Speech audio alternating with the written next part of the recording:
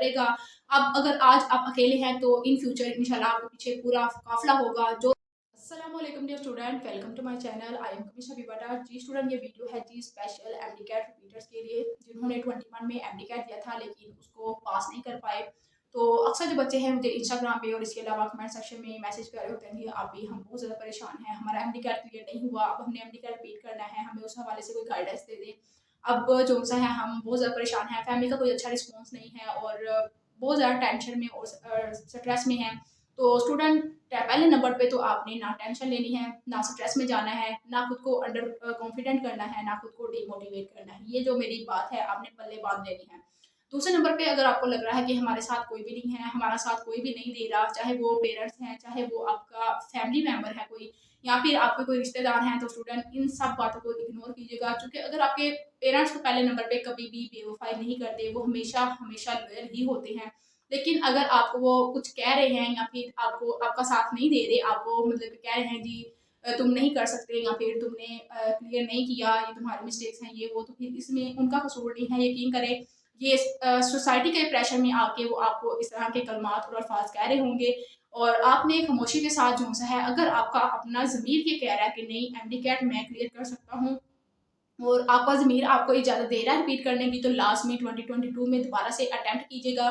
Specially वो बच्चे जिनका मोर देन 90% है एमडी कैट में लास्ट टाइम, या फिर इसके साथ साथ एफएससी में भी 90% से अबव मार्क्स थे, मैट्रिक में भी, तो वो लाजमी रिपीट कीजिए करें। लेकिन जिनके 90% से नीचे हैं उनको मैं यही रिकमेंड करूंगी कि वो किसी न किसी यूनिवर्सिटी में एडमिशन साथ साथ ले लें। लेकिन साथ साथ अगर उनका बहुत ज़्यादा दिल कर रहा है कि नहीं हम एमडी कैट को लाजमी एक दफ़ा से ट्राई करें, तो फिर आप किसी न किसी डिसिप्लिन में साथ अपना जो फ्यूचर है उसको सिक्योर कर लें और साथ साथ जो सा है आप एमडी कैट 22 की तैयारी कर लें।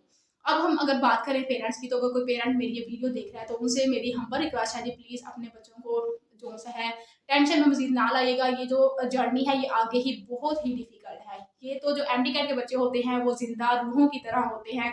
जिन्होंने एमडी कैट दिया हुआ है वो तो अच्छे तरीके से मेरी बात को और मेरी इमोशन को समझ सकते हैं, क्योंकि मैं भी जब एमडी कैट के जर्नी में थी तो मैं भी बिल्कुल जिंदा रूह की तरह थी। इंसान जिंदा नजर आ रहा होता है लेकिन अंदर से वो काफी हद तक मर चुका होता है। बहुत ज़्यादा इस लेवल पे टेंशन होती है, बहुत ज़्यादा स्ट्रेस होती है। यकीन करें पढ़ाई से ज़्यादा मुश्किल कोई काम नहीं है और जो पढ़ाई का मुश्किल हिस्सा है वो एमडी कैट ही है।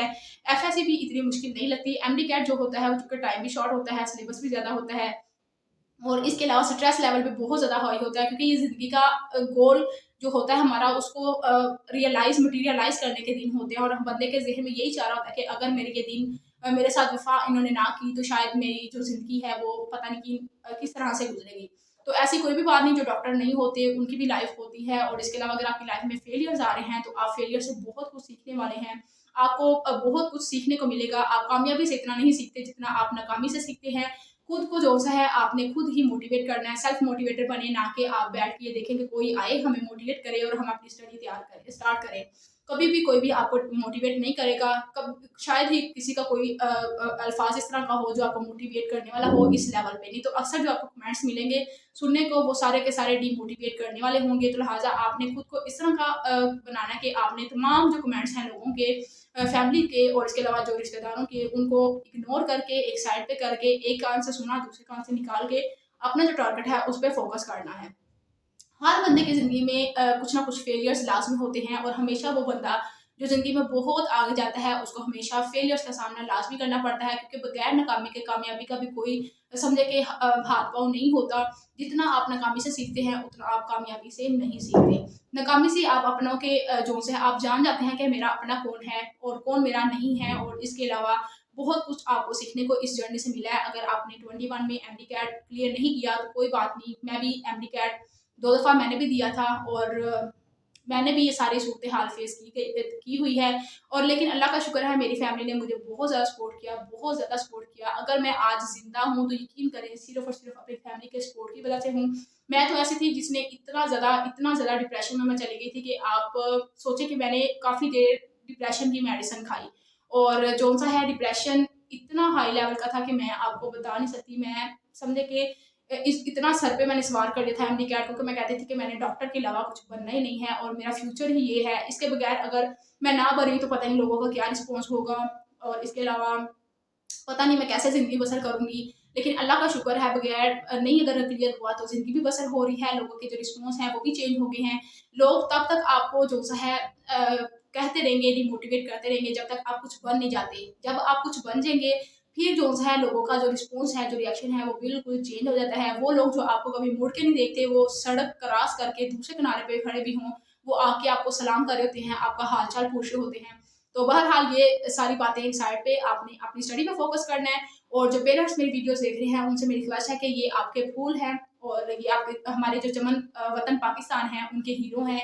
इंशाल्लाह यही ही हमारे वतन का जो फ्यूचर है, तो आपने इनको बल्कि मोटिवेट करना है, डिमोटिवेट ना कीजिएगा, इनके साथ खड़े रहें क्योंकि पीएमसी ने बहुत ज़्यादा जो उनसे हैं ब्लंडर्स भी किए हैं। 21 का जो एमडीकैट है उसमें तो हम कह ही नहीं सकते कि जो बच्चे फेल हुए हैं वो किस मतलब कि किस लिहाज से उनको फेल किया गया है।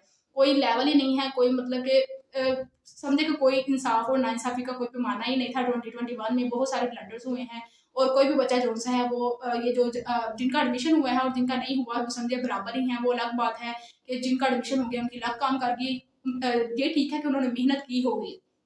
लेकिन एमडीकैट मेहनत के साथ-साथ लक की और इसके साथ-साथ दुआओं की गेम है। आपने दुआएँ जो-सी हैं वो साथ शामिल रखनी है। अपना जो 21 से बल्कि 1 जनवरी से अपना शेड्यूल प्रिपेयर करें और आपको मैं यही कहूँगी कि जब दिसंबर की लास्ट नाइट हो मतलब कि 31 दिसंबर की इशा की नमाज़ के बाद 2 नफ़ल अदा करें। अल्लाह ताला का शुक्र अदा करें कि अल्लाह ताला ने हमें इस सफ़र से जो-सा इस मुश्किल से निकाला है, ठीक है? अब तो स्ट्रेस लेवल काफ़ी कम हो गया होगा या फिर कुछ भी बच्चों का अप डाउन होता रहता है। कोई दिन ऐसा आ गया जिस दिन आप बहुत ज़्यादा स्ट्रेस में चले जाते हैं, कुछ दिन जो है आप रिलैक्स हो जाते हैं। लेकिन आपने फिर भी अल्लाह ताला का शुक्र अदा करना है कि अल्लाह ताला ने आपको सेहत दी है और इसके अलावा आपकी तमाम जो बाकी नेमतें हैं आपको नवाज़ी हैं। अगर आपको ये अता नहीं किया तो फिर भी आपने यही यकीन के साथ कि अल्लाह ताला ने जो भी किया है हमारे लिए बेहतर किया है। इशा की नमाज़ के बाद 31 दिसंबर को 2 नवाफ़िल अदा कीजिएगा। उसके बाद मैं आपको कहूँगी कि आपने जो 31 दिसंबर को अपना शेड्यूल प्रिपेयर कर लेना कि नेक्स्ट ईयर हम अपनी कैसे तैयारी करेंगे, रिपीटर्स कौन से हैं और उसके बाद 1 जनवरी को फजर की नमाज़ के बाद दोबारा से 2 नवाफ़िल अदा करके अल्लाह ताला से दुआ कीजिएगा कि अल्लाह ताला हमारे लिए इस सफ़र में आसानियाँ पैदा करे और हमारी मुश्किलें जो सी हैं वो आसान करे और हमें हमारी जो मंज़िल का रास्ता है वो